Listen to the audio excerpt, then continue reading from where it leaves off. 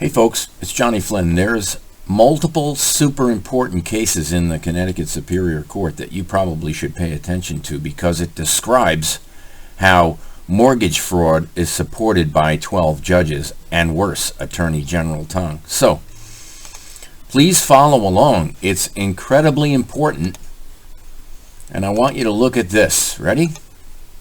A couple of things, actually. Let me take myself off. This is an amended motion for capias, arrest in compliance with CGS 5322. The persons charged named below for criminal and civil charges regarding the willful violation of larceny, theft of property, sell-off of defendant improvements, and take a look at the list.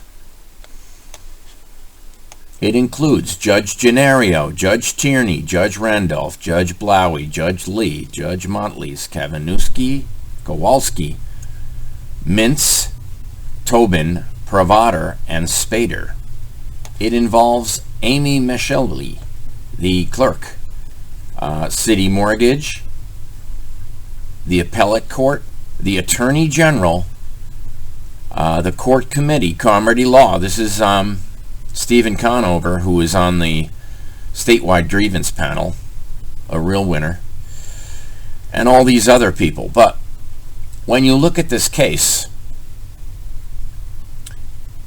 it's a warrant for arrest for William Tong, folks. It's a big deal, but what's more important is what's in my hand. What's in my hand is a different case relating to this case. And if you look at it, it's no joke. This is a file, this is a motion, a 132-page motion. No one even bothered to read it, including the judges, which is important. Because what it demonstrates is that there's multiple types of judicial misconduct, and it looks at many of the different parties in a row. Now, I have also filed my own capias writ against Senate Majority Leader Bob Duff for taking bribes in this case. Let's go show you first, and I'll come right back.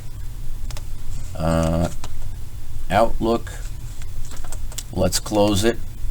Let's go to legal. I want you to see something. Legal. Search. Donna, here we go. Sorry, my phone keeps ringing. I can't answer it. These are seek documents of Senate Majority Leader Bob Duff where he accepted 85 grand. Look at the different pages. Page 5, for example. Look at page 5. Right here. Robinson and Cole. This is Firetree's attorney. So while Firetree is opening prisons in Connecticut without permits, Bob Duff is getting kickbacks from lobbyists. Look at these names. Page 7. Look at page 9.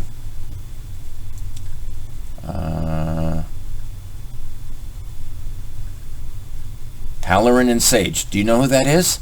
That's Biff Halloran's law firm, a made man in the Gambino crime family. Okay? And he has a lobbyist firm. When you go down, they handle all the campaign finance fraud. But if you look here, look down the list, there are some remarkable donors, including Dominion. You heard me. Dominion. I don't know. I'm looking into it. But for Bob Duff to be collecting money from Dominion, that is quite alarming. But that's not what I want to talk about in this case, okay? What I want to talk about in this case is what's in my hand, okay? Go through page by page, and it outlines various ethical deficiencies of the judges, one by one. It highlights on page 15 Judge Spader, the same judge that Andrew Pritchard's going after for mortgage fraud. I'll tell you why. Municipal tax liens were purchased, and then they force a person to foreclose, lose their house, so they get the tax lien. But that's not the key. Cass Creek, Connecticut 3 and MTAG, subsidiary of Hunt Liebert, are offices of Epstein, okay? Who's involved? Judge Spader is a partner at Casanova Creek Funding. Casanova Creek Funding. I want to show you later how many cases he's got. So, when we look at the judge, Judge Spader, let's focus on the one judge first. Because there's multiple judges that are doing the exact same thing. And it's a money laundering scandal. It's extortion.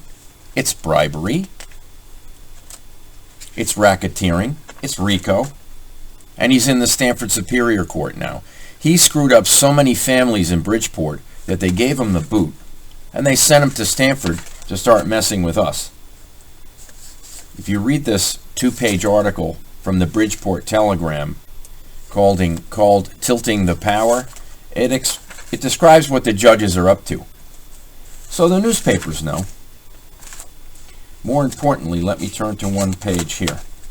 Now we're saying Judge Spader is a partner in law firms steering cases to himself to collect the mortgage fees, the interest on the penalties, taxes, and everything else that he gets a kickback on, including drive-by fees and all types of other things. But look here.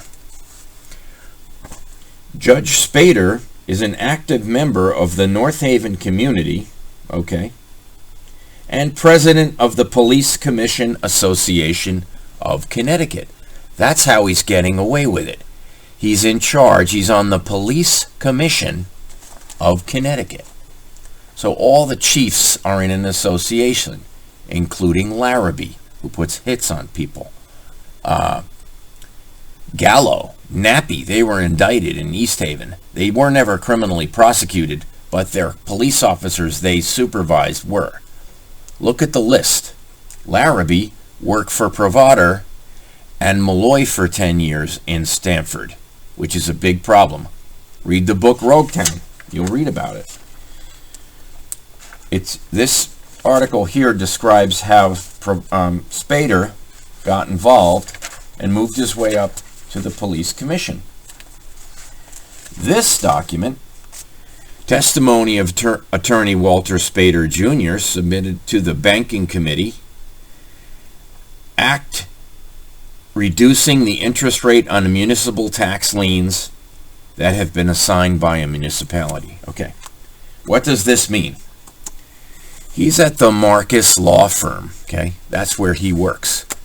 He handles the foreclosures as the judge in his own firm's racketeering. There are articles here implicating Casanova Creek. Lots of them. The law office of Judah Epstein. Same thing.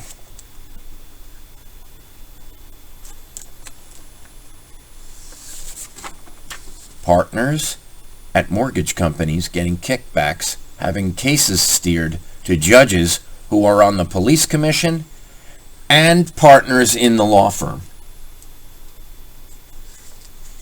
Then Malloy made him a judge, made Provader a judge. After, and if you look, 15 of the judges are Democrats and 2 are Republicans. And in the appeals court, it's a majority of Democrats, 2 independents, and 1 Republican. So in other words, based on the population of the state, There should be 2/3 as many Republican judges as there are Democrats, and it's 15-1. Therefore, this is where the problem lies. Okay, this is an inch thick, folks. Okay, almost. Casanova Creek, Casanova Creek, Casanova Creek, Casanova Creek, Casanova Creek. Who's the judge? Oh boy. All the defendants. White Eagle Society of Brotherly Help. Who's that? Hill Michael. Eagle Society. Custodian for Felix Ansom.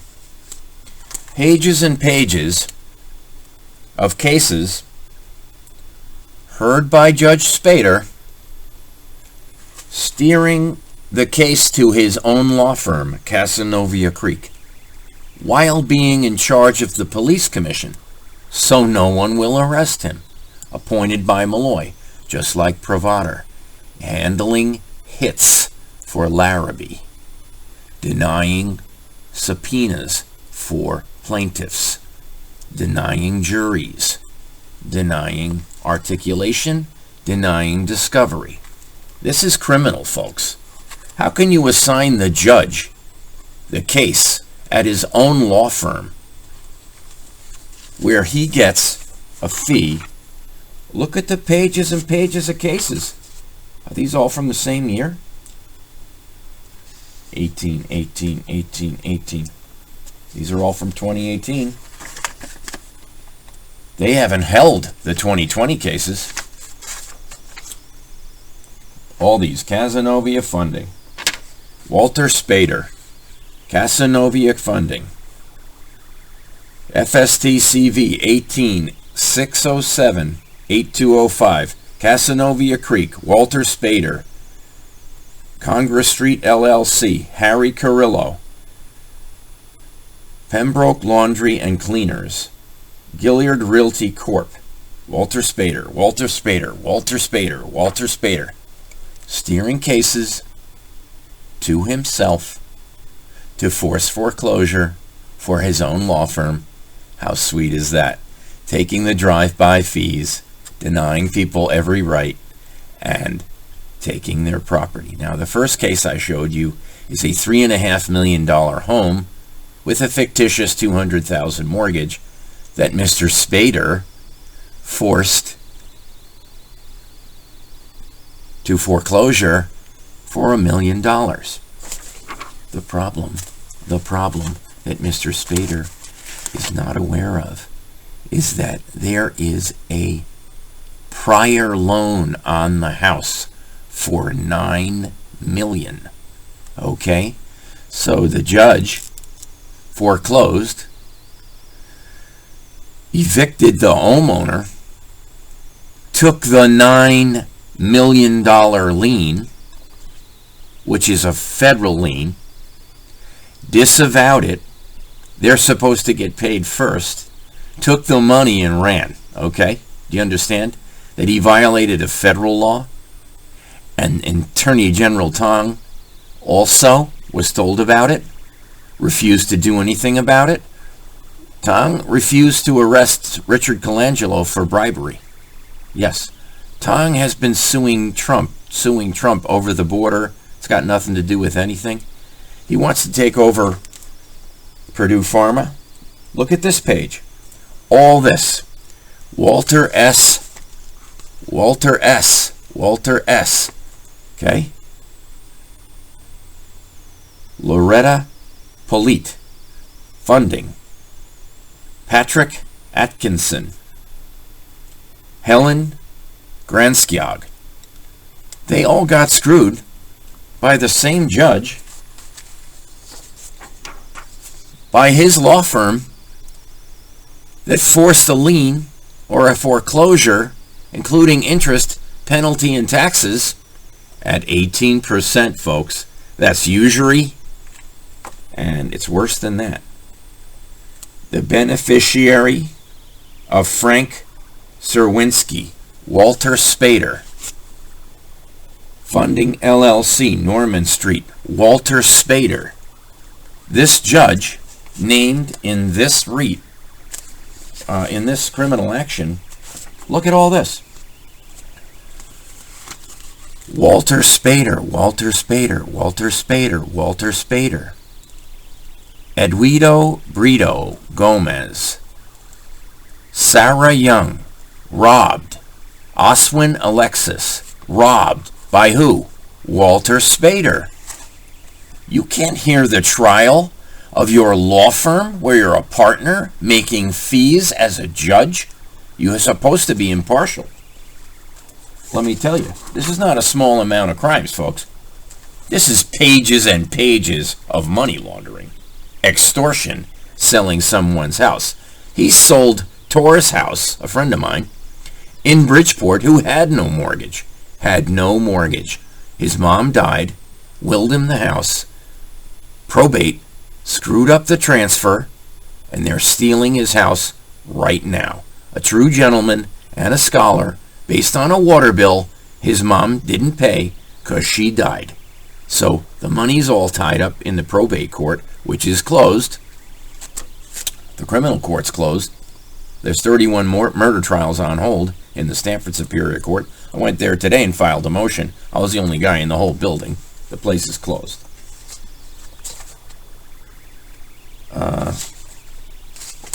Tons and tons. Here. The schedule of Casanova Creek fundings of court actions by Walter Spader. Why was this dismissed? Because Walter Spader decided on it, probably. Let's look. This is page 39. Notary Public. Hold on. Ruled upon. Ready? By Walter Michael Spader. He denied these motions where he was accused of being the judge and the lawyer at the law firm that falsified the documents leading to foreclosure. Are you with me?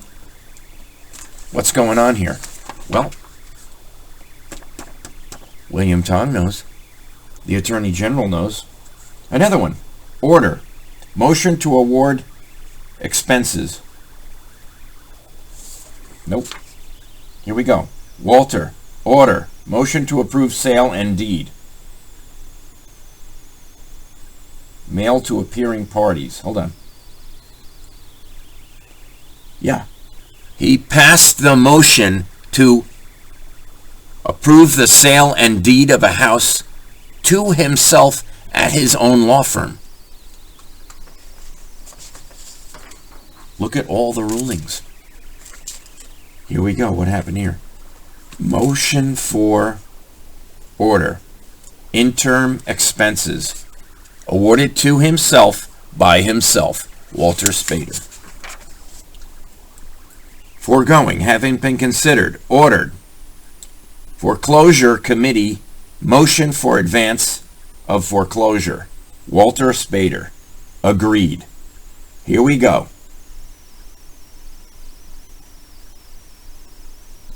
Even a stay was created, by a bad faith bankruptcy. Excuse me? The court waived all news publications, new title searches, appraisals, and all signs for the sale date. Approved by the judge. Selling the property to himself. This property was worth $350 and it sold for $150. $200,000 was stolen. And by the way, the seller of the house got socked with all the expenses of everything directly to the judge's law firm. State of Connecticut. William Spader. Supplemental judgment of foreclosure, having been determined by the court. Motion for supplemental judgment for $25,226 after stealing a house with $200,000 in equity. This is one case, folks, and I showed you how many cases there are just for Casanova Creek. He also, here, Casanova Creek, funding, plaintiff, against Helen Gregenskog. Walter Spader ruled on a motion for Casanova Creek. It's right in the title. His own law firm. Walter Spader. Order. Can you see that? I have this online too. I can bring it up on the screen like I bring up the other documents. For example, like I bring up this document. I can switch. I can switch to the other documents, folks, if you like. But what I'd rather do is not provide you with this. I can give it to you if you want. But look at all these rulings of the judge for the judge's own law firm. Look, stacks and stacks. Fees, $165,000 in fees. Appraisal, $1,700. Attorney fees, $3,000 to himself. $37,304 to Casanova Creek. Casanova Creek. M&M Enterprises got screwed by a judge who's a partner at his own law firm, taking the fees for himself, stealing the property, and keeping the equity. Folks, how many of these do I have to show you? I mean, I have 132 pages of it. Is that enough? So, this is a $10 million fraud by a judge at the Stamford Superior Court who's not allowed to operate in Bridgeport anymore because he's a notorious gangster in Bridgeport. So I think I've said enough pointing out that Connecticut judges like Spader, named in the Andrew Pritchard lawsuit, are also victimizing, get ready for this, the person who's the victim in this case is a Republican that ran for ran for U.S. Senate, and is currently considering running for Congress. But right now he's in a bunch of lawsuits, targeted, and he has evidence that Bridgeport police targeted him. Clear evidence. I've seen it. So when you look at what's happening here, we have senatorial candidates being attacked. We have congressional candidates who have been attacked. T.J. Elgin attacked. Okay? Others attacked. I can outline them all. So, when I say we have criminal judges in charge of their own law firms' foreclosures, steering them to themselves with the knowledge, okay, with the knowledge of all the other judges involved. Why? When you look at the cases and the facts, let me show you one more thing. I hate to tell you. I'm going to the current file. Okay, let me switch the screens to 2. Okay, let me bring it down for you. Okay, look at any one of these documents. Okay, here we go. This is the claim against a judge. Amended bank fraud and theft of property claim. All these Connecticut statutes. CGS 42-9. CGS residential mortgage fraud. CGS 4730. Forgery in the first degree. Forgery in the second degree. Filing a false record. Notice of mortgagee foreclosure. Penalty for recording false information. Assignment of mortgage debt requirement sufficient notice. This is all on all these parties under racketeering.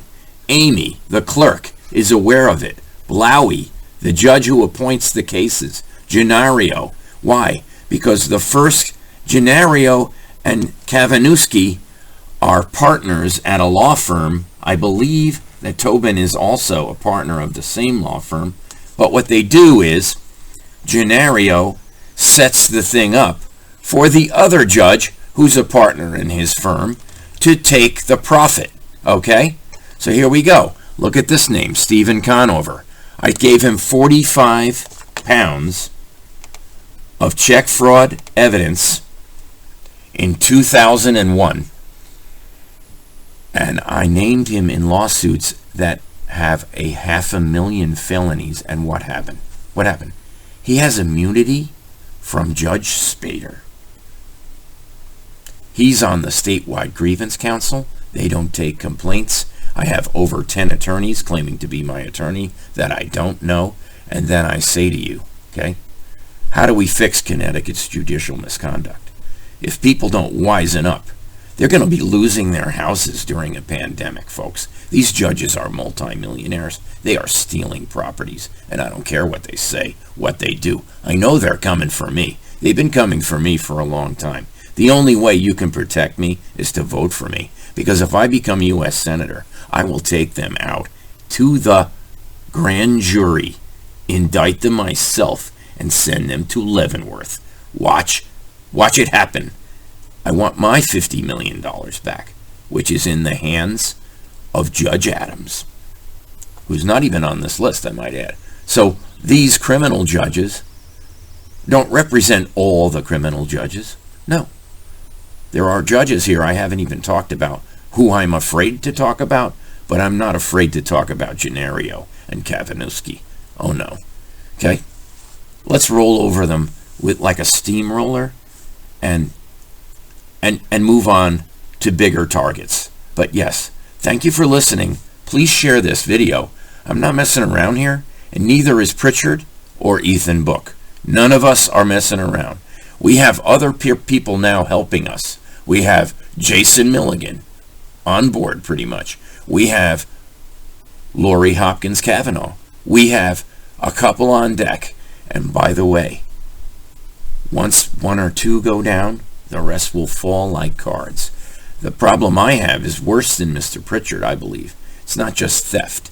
It's murder for hire, repeated home invasion, and using confidential informants as hitmen. That's what Larrabee, Provader, and Malloy did. That's what Richard Colangelo covered up. And Richard Colangelo took a bribe in FST CV 20-502-3122.